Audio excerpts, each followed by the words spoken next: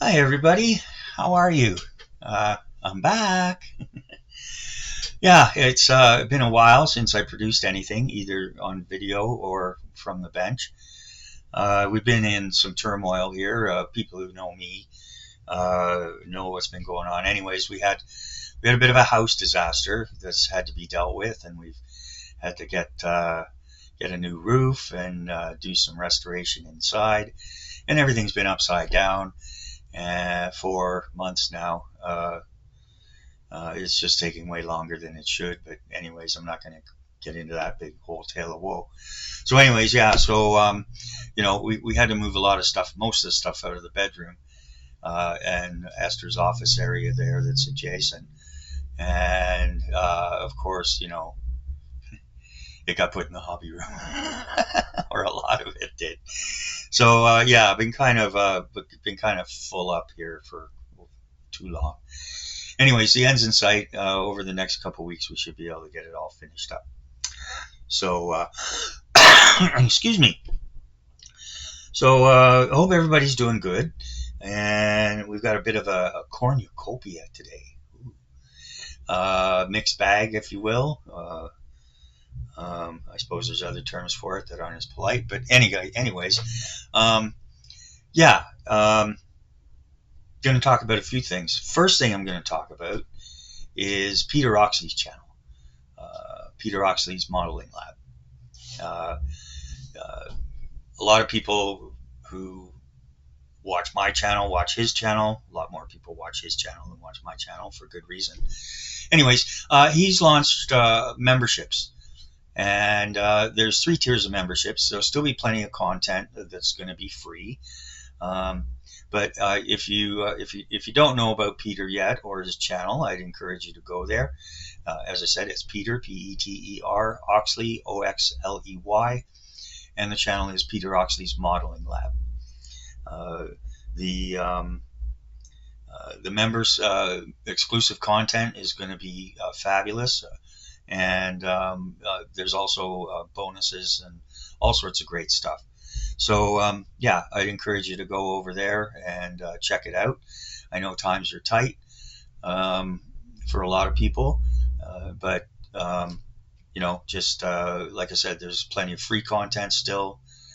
It's just going to be extra content, even giving away free kits. So yeah, so check that out. The next thing is. I want to make sure I get this right. Excuse me.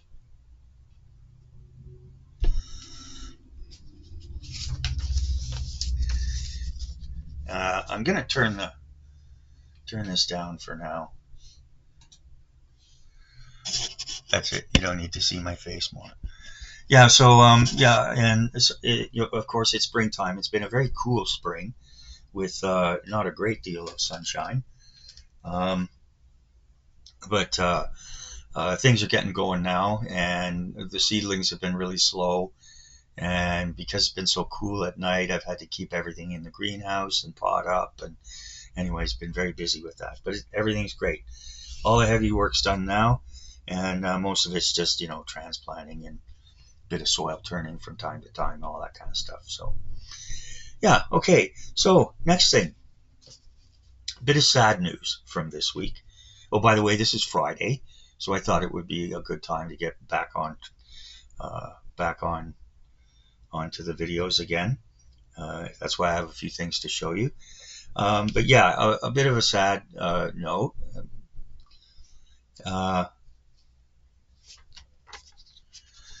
Many people are familiar with this poster. Came from World War II. Rosie the Riveter.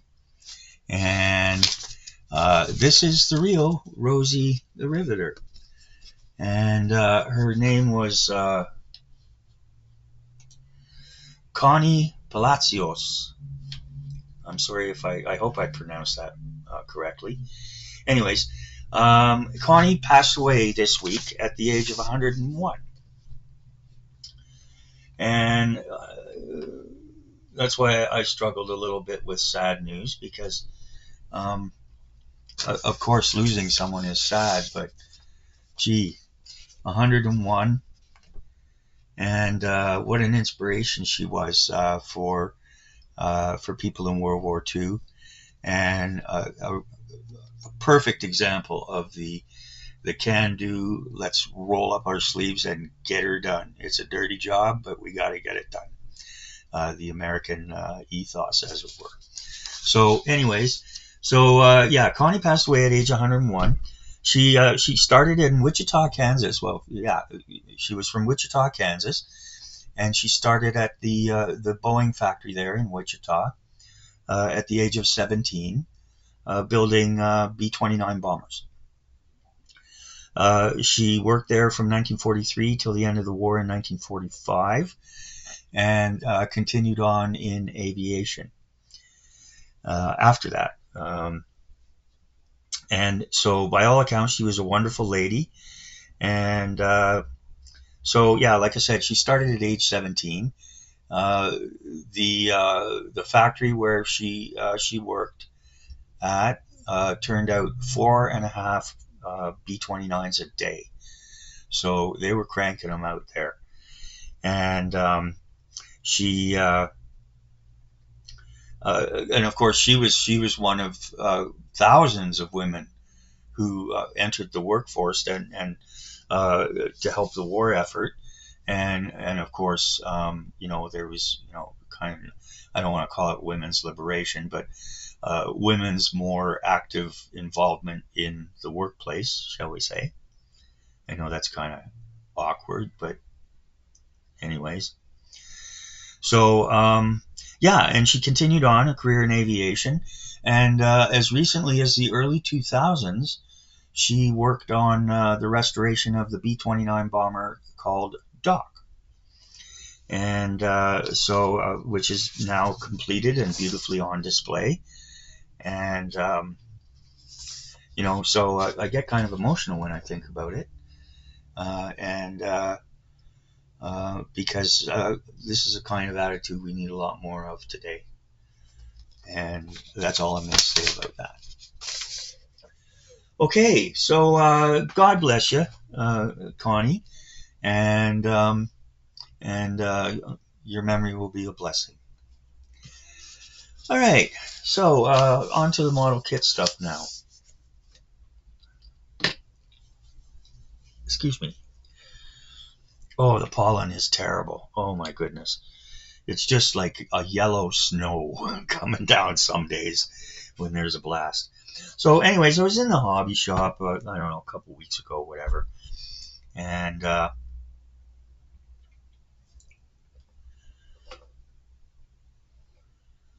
just on a bit of a whim, and I have a little story about this too. I picked this up from Academy. The MCP, multicolor parts, RMS Titanic, 1/1000 scale. And it's intuitive build, loads of details without having to glue. Yes, kids, boys and girls, it's a snap together kit. And it says you don't need snippers, but you do. I mean, come on. You can't just bend. I mean, you can actually bend it off, but, that's as far as I go with it. So anyways, yeah, it was $25. And they have I think they have a 1/700 of this as well, of the Titanic. And there's a couple of other kits they've done this way. Now, so the thing is that what happened was I got this really big Revell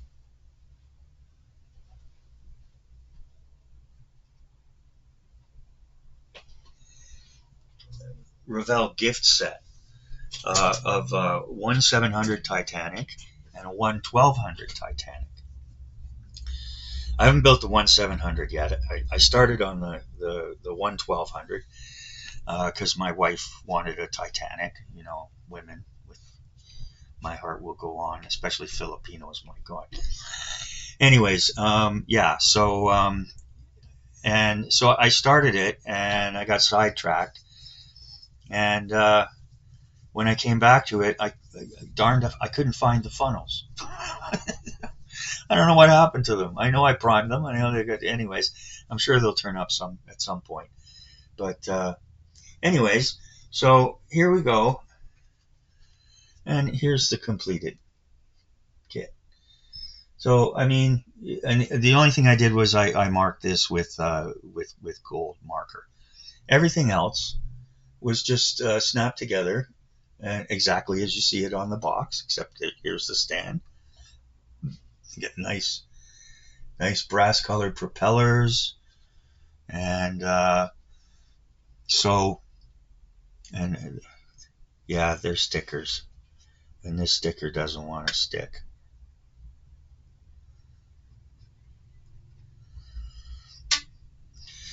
So I know there'll be people that will kind of poo-poo this whole thing, which is fine. If it's not for you, it's not for you.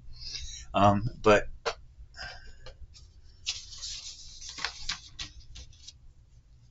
for if you've got a grandchild or a youngster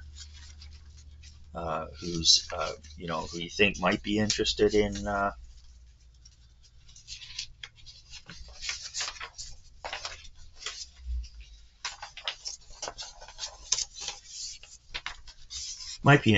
building model kits, and outside of the the Lego universe, this would be a good thing to start them with.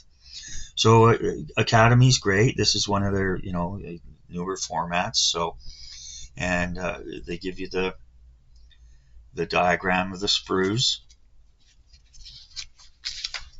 I'll just run through this quickly, and you just start by assembling. Everything's all pre-colored, and you just go step by step by step by step by step, and it's actually it's fairly layered. So as you see here, and then you go here, and then here, and then here, and then here, and then at the very end, so you can see all the different layers, and then all the funnels go, and then it shows you how to, where to put the stickers and all that kind of stuff. So, and kind of on the same note of snap-togethers, there's a lot of prejudice out there about snap-togethers, and I have to admit that as a young modeler, once I got past age 6, in the modeling community, snap-together was just, that was just amateur stuff, and only real modelers would only ever use glue and all that kind of stuff, and paint, blah, blah, blah. But so, and like I said, not for everybody, but ooh, gee, you need a dusting. Here we go.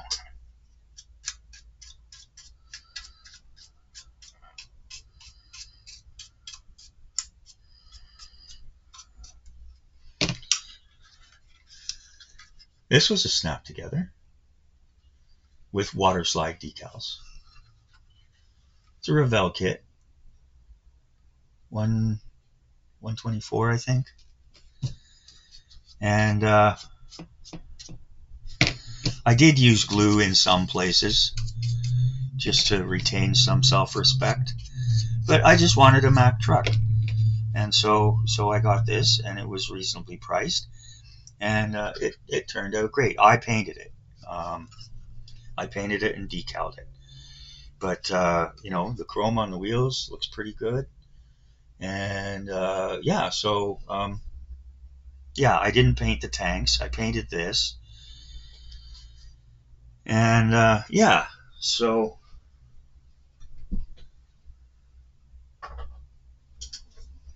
and the 57 Chevrolet that I did not long ago.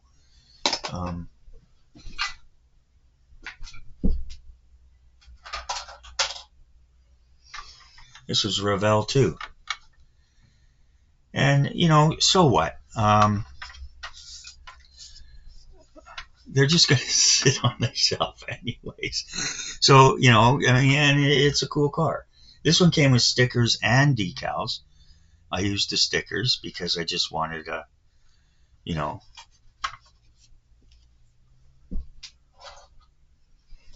57 Chevrolet. It went together really nicely. And I painted up these figures to go along with it. So, yeah, I mean, and again, speaking of Peter Oxley,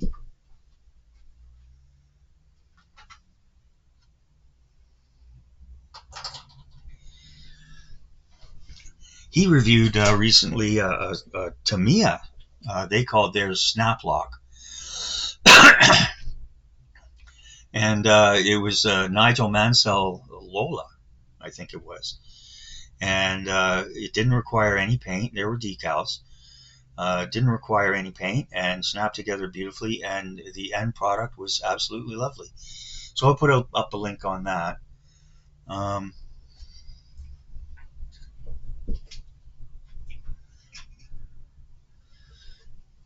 So, like I said, if it's not your,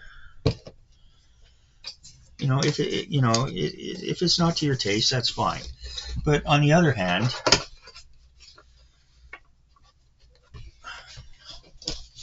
and I say this time and time and time again, one of the wonderful things about our hobby is that there's something for everyone of every skill level, ability,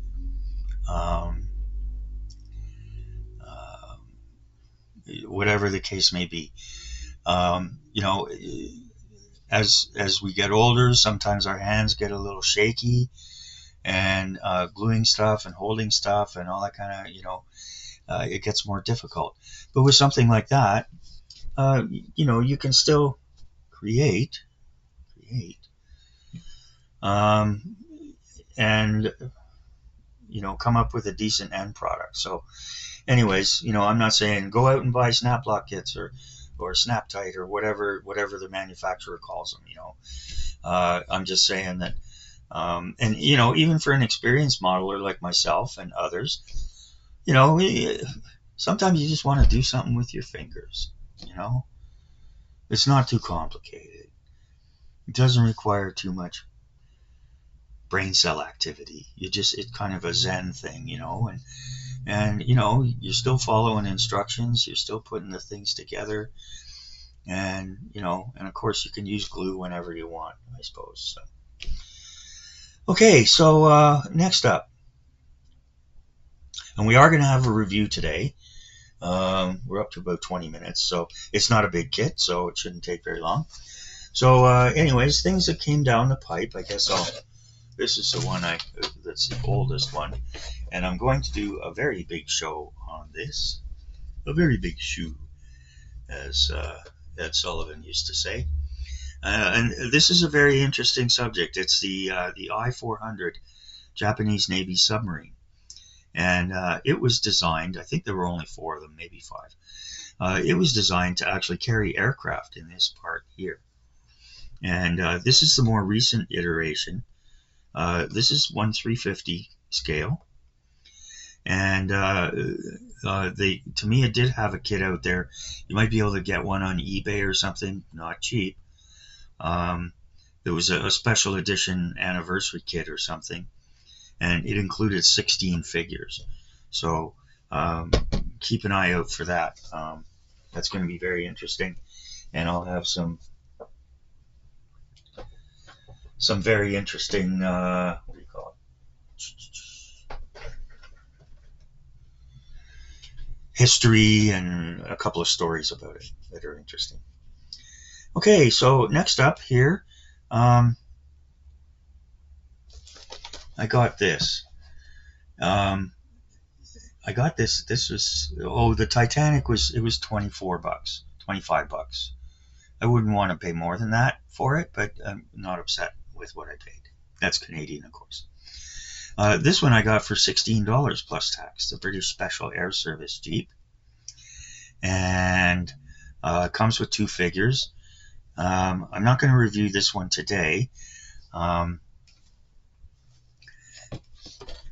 I had also previously got this, which is basically the same thing, the same size box and everything, although Italeri manufactured theirs and Tamiya manufactured theirs. And the Italeri one, only 1 figure included, and you know, accessories are going to be a little bit different. I did a review on this one, and it looks pretty good. Nothing to really complain about. But again, in the near future, I'm going to do a comparison video, like I did with the Zeros. I think I did with the Zeros, when I ended up with 2 Zeros. Okay, so yeah, so we're moving along pretty good here. Just going to take a sip of water.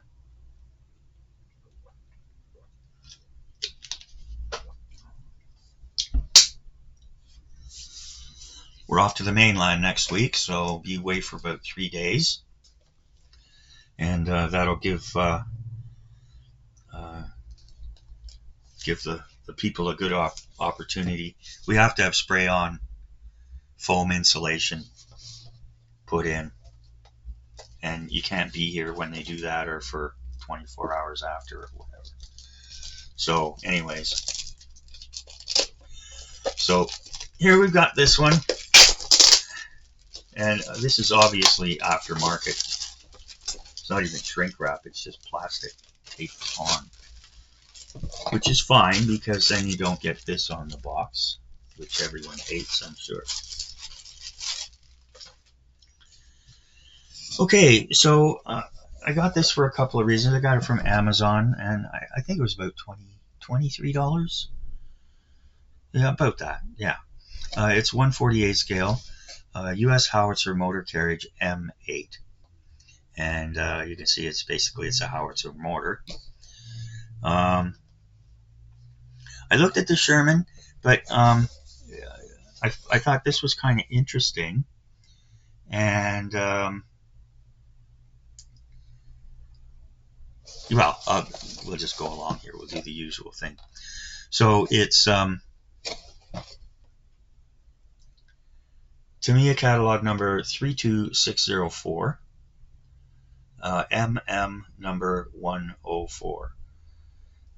Includes 1 figure, 2 sets of markings, and reads here, M8 authentically reproduced in a compact 1/48 scale. Diminutive form with tall profile captured based on extensive research. Blah, blah, blah. Interior details of turret. Realistically captured suspension, ergonomic parts breakdown. And assembly type tracks.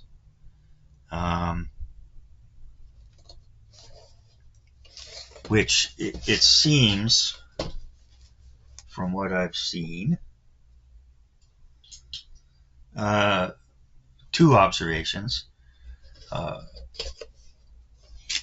don't think we'll be seeing too many new 135 kits from Tamiya. I think they're going to continue with most of the 135 kits they already have, but I think it looks like they're moving more towards the 148, 172 scale.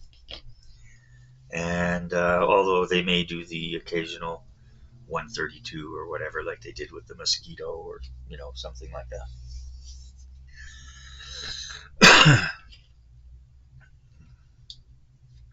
But there's various reasons to move to 148. People don't have as much space as they used to, especially if you like dioramas. It's a very suitable scale. It still provides lots of detail, without being too tiny. And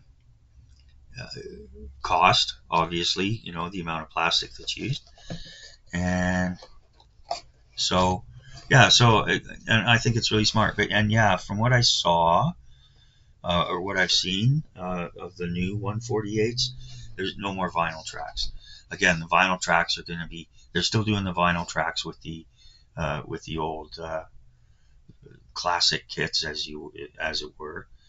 the 135 scale, you know, the ones that you get, and there's a place inside for the motor, and you know, because those were designed for young people, for kids, you know, to put together, and they wanted the tracks to be able to go around and around, and the wheels to turn, and the motors were never much good, but hey, what the heck, we're kids, right? We didn't care. We weren't spoiled. I wasn't, anyways. So, yeah. So interesting that they're moving to the now. It's not link by link. These two parts are one piece, and then the links go around here. So, anyways, nice box art. Nothing to complain about there. Looks like he's in the woods of the Ardennes or something like that, or maybe even somewhere in Germany. Nasty looking beast, isn't it? Yeah. That little stubby nose. And so, yeah, I mean, this isn't a huge kit either, but we'll take a look at it. And this is another thing new that they've been doing. I'm not going to tear up this stuck here, but they're putting in weights, metal weights, to give it some heft, so it's not just flying around on the wherever you've kept it, or like if you have a cat. Okay, so here we go. We get the usual Tamiya tech tips, which are great, but I never.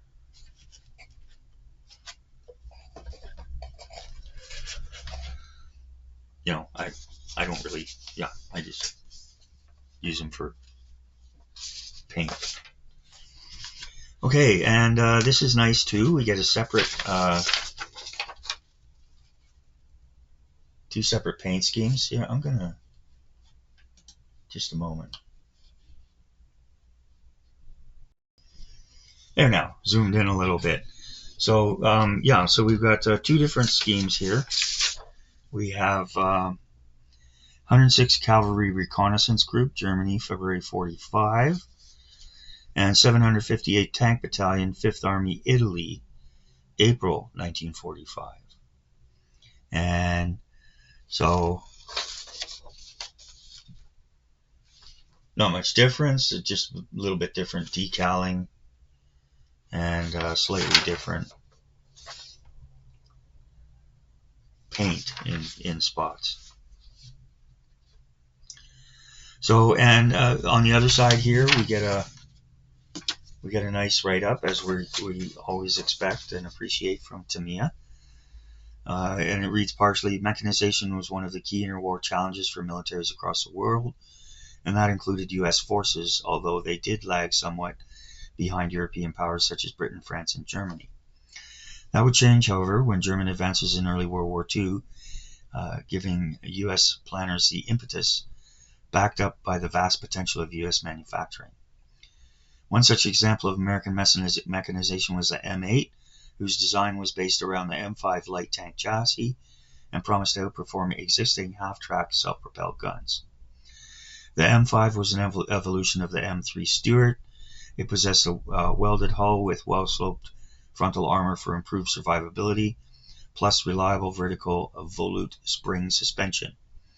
Powered by a twin V8 gasoline engine with automatic transmission that allowed it to achieve speeds of up to 58 kilometers an hour. Chassis was fitted with an open-top turret and corresponding larger turret ring, and given hatches in the hull front. It sported a 75mm M3 Howitzer, which in addition to standard rounds could fire anti-tank and smoke shells. Stubby barrel was enveloped by a sleeve. Design work on the M8 began in early 1942. Production commenced a mere 9 months later, continuing until January 1944, producing a total of 1,778 units. M8s served wherever units were active: Italy, Western Europe, and the Pacific, providing units with supporting fire and even performing reconnaissance missions. Their mobility and ability to combat enemy infantry made them a welcome asset for their own infantry. So very nice, Tamiya. That's good stuff. Okay, so we'll start here with the plastic.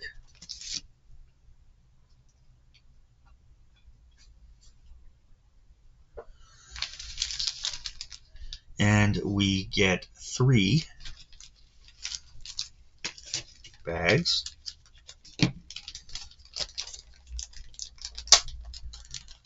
Each one fastened with staples. Again, as we've come to expect and love from Tamiya, which calls them Hotchkiss fasteners. I'll have to say that somewhere else. There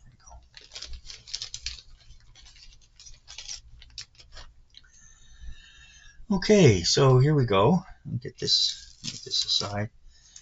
Obviously, here's our figure in various pieces. Get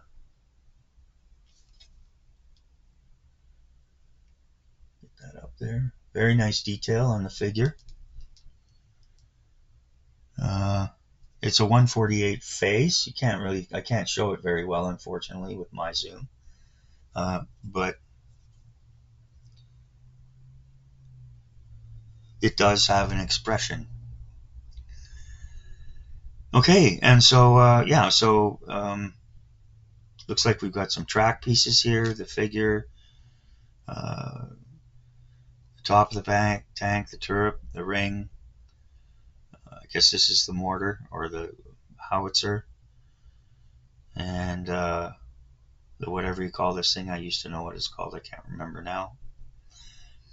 And the rear, and looks like the front, and some other things. I guess this is probably for the stuff on top.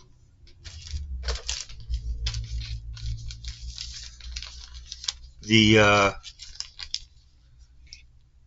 quality plastic looks like what we'd expect from Tamiya. There is no flash.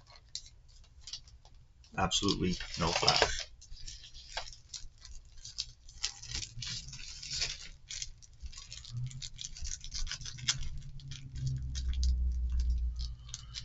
It's nice to see Tamiya moving forward with some somewhat different and more progressive ideas. Young Nobu seems to have done a great job restructuring the company, and they seem to be putting out new product and like this, and so on and so forth, while still maintaining their huge stable of older kits for the most part. And again, here we have you know, sides, front, the sides, chassis or body, track protectors. I guess probably I don't know what that is. Anyways, we've got tools already molded in here. Not a huge fan of that. It makes it difficult to paint them, but that's what markers are for. I use the fine tip markers for this stuff like that.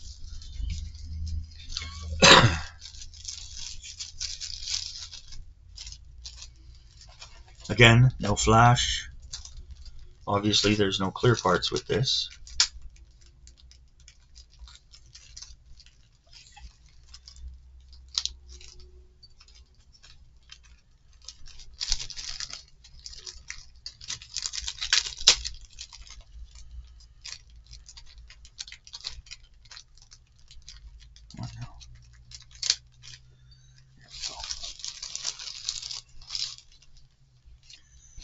Okay, so we've got some.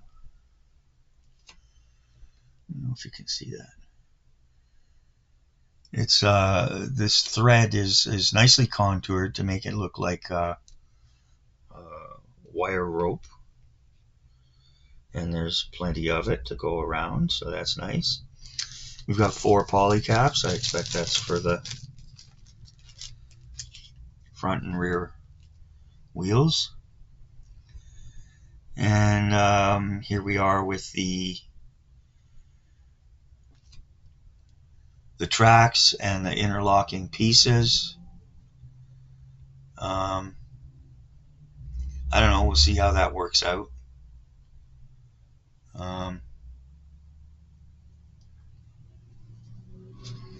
And both of these are the same.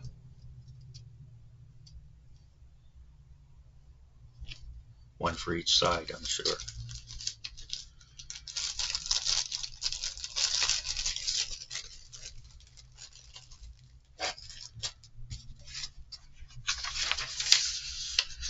Okay, so here we go. The instructions. We start out with the lower hull assembly. I would expect that there would be no fit issues at all here. Everything's pretty simple and straightforward. It's not a complicated kit. Like I said, it was $23.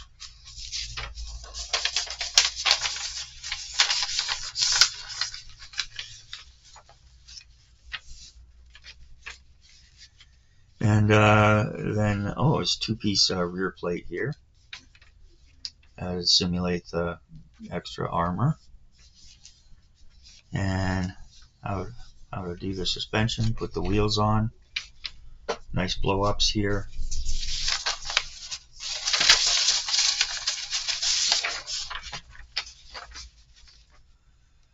And then putting together the track pieces. Again, they give you a nice side view and detailed paint instructions. Yeah, so the polycaps go on the sprocket there and on the sprockets. Then we have the face and the top of the body, etc., etc. Again, a blow up for painting or markering. Then the top goes on the bottom. There are some separate pieces for here at the back. Excuse me.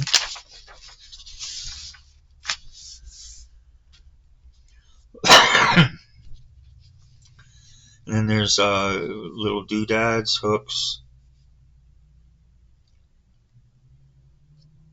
extra pieces of track. And this is the mortar. I keep calling it a mortar. It's a howitzer. It looks like a mortar. The original howitzers were sort of mortars. Yeah. They were, the original howitzer was, developed to fill the gap between high trajectory mortars and more or less level shooting cannons. And it was adjustable. So it could go higher, it could go lower. So one more advancement. Okay, and then so that goes in there, and you see all of this because it's an open turret. And then there's more. There's the sleeve, more track pieces, odds and ends. Then detailing the machine gun. I think it's a 30 cal. And then you've got the figure and the tow cable. I called it wire rope. It's cable. Well, cable is wire rope, more or less. But anyways. And then it shows you how to attach that and where to put it. So that's a nice little detail. And then the usual, how to apply decals and so on and so forth.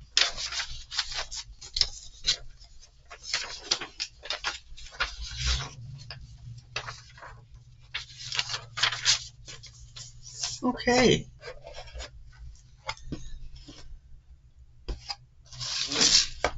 I'll just show this, we get this on the side. 2 different schemes.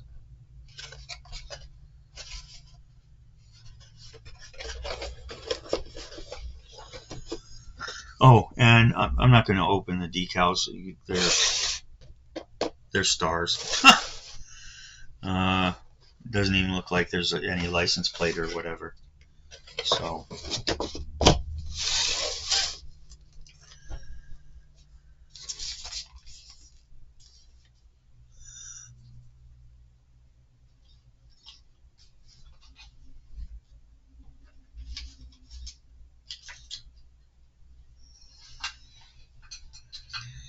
cat keeps stealing my pencil.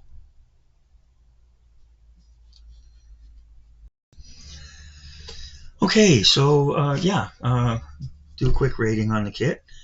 I use a 12-point scale, 2 points each for packaging and sprues, 3 points each for parts and instructions, and up to in each of those categories.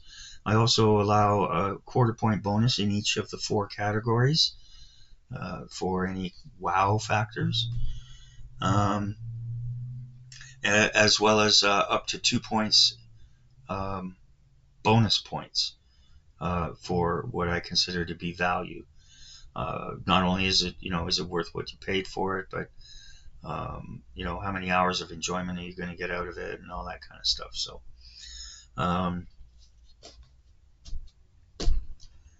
packaging, great box art. It is signed, which we always like to see. Nice detail here with the expanded shell casings. Highlights the subject beautifully, and good detail on the figure. So and then you've got the 2 schemes on each side.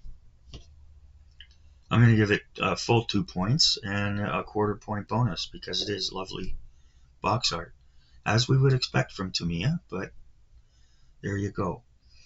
The sprues, everything was the trees, the racks, whatever you want to call them. They were fine. Everything was complete. There was no flash, no molding bubbles, no ejection pin marks in awkward places or anything like that. Decals a bit very very basic, but what you need, what you expect, and nice of them to include those weights. So that's that's going to be 3 points for the parts. Nothing, the quality of plastic was great. Detail was nice. There weren't any warped, broken parts, anything broken off the sprue. So that's 3 points. And I think I have to redo this.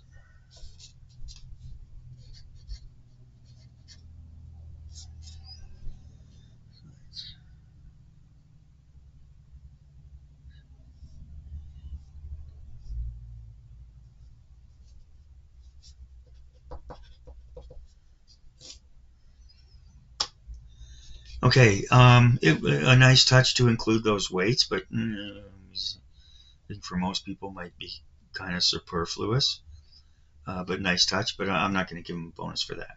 I was nice and gave them a bonus for this. So.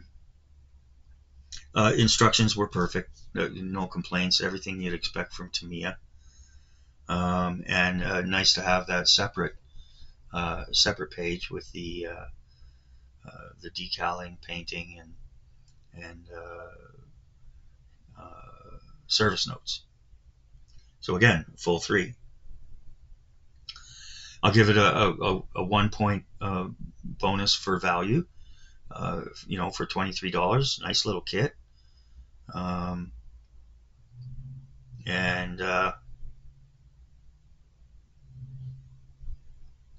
maybe get 5-6 hours out of it. I don't know. Depends on what kind of model you are. These might be a little bit fiddly, but we'll see how that works out. I'm sure Tamiya wouldn't have done it without researching it and figuring out the best way for them to do it anyways. And this particular kit was made in the Philippines.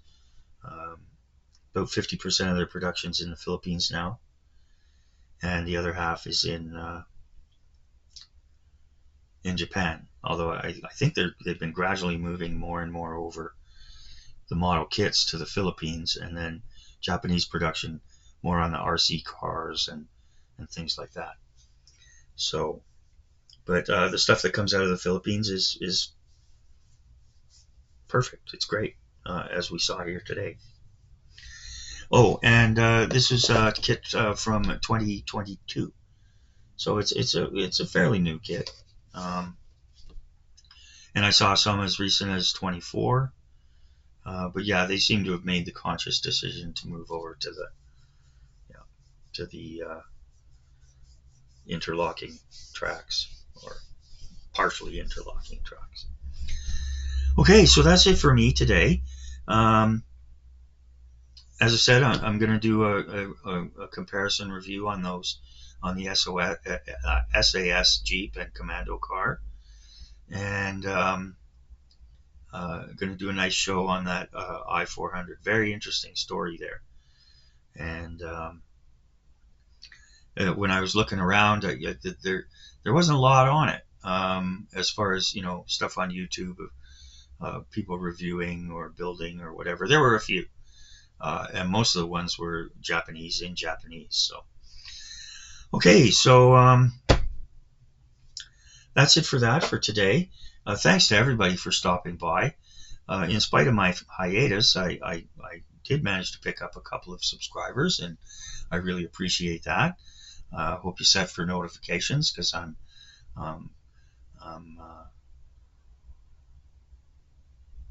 back on the job again, as it were.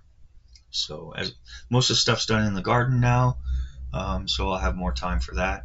And yeah, so thanks again to everybody, current subscribers, new subscribers, and those visiting for the first time. Hope you've enjoyed what you've seen today and found it interesting.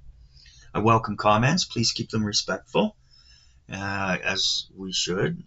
Ours is a very genteel hobby, and there's no need to be abusive or foul-mouthed about it. So, yeah, so that's it for me for today. So I hope everybody has a great weekend, and feel free to drop a comment. I'm always glad to see them. All right, well, thanks again, and bye now.